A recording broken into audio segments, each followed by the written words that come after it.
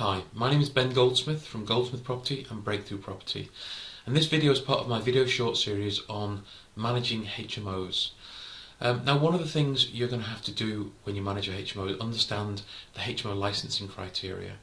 Now, there are different kinds of licensing, and the main one that's probably going to affect you is the mandatory HMO licensing scheme. And this has been changed quite recently in the beginning of October 2018, and the criteria for inclusion in mandatory licensing has been extended quite a bit.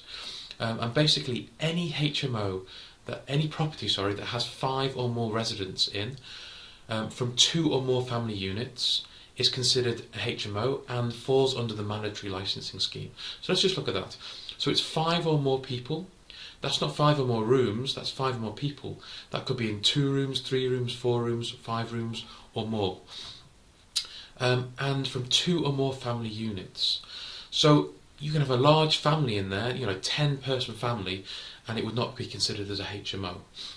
But a family unit could be a couple who are not married with a child. That is considered a family unit.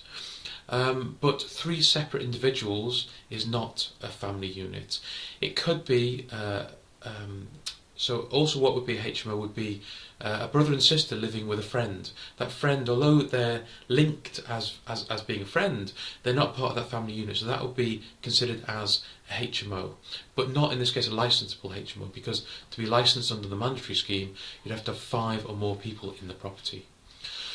So that's mandatory licensing, and you have to make sure you comply with that, because if you don't you can get a hefty fine from the council.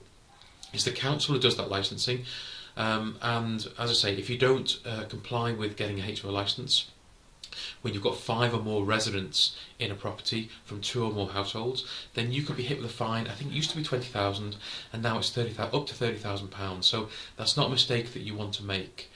Now, as well as the mandatory licensing scheme, there is also supplementary licensing, which is where the council says, for whatever reason, any HMO in this area we are going to apply a licensing scheme to. So again, fines apply if you don't license, but that would be any HMO, and the definition of a HMO is 3 or more people from 2 or more households. So if it's a family unit, then that's fine, but if it's 3 people, as I say, the brother and sister plus the friend, that is 2 households. And because of 3 or more people, that is a HMO. It doesn't come under the mandatory licensing scheme, but under the supplementary licensing scheme, if the council applies it, that would be a licensable HMO then. So you've got to be aware if there are any supplemental licensing schemes in place. And there's also additional licensing which the council can apply to any rental property, and it often does that where the standard of rental property in an area has been particularly poor, and they want to improve the standard by having a licensing scheme which includes certain standards of rental property in there. So they're the 3 kinds of licenses that might be applicable.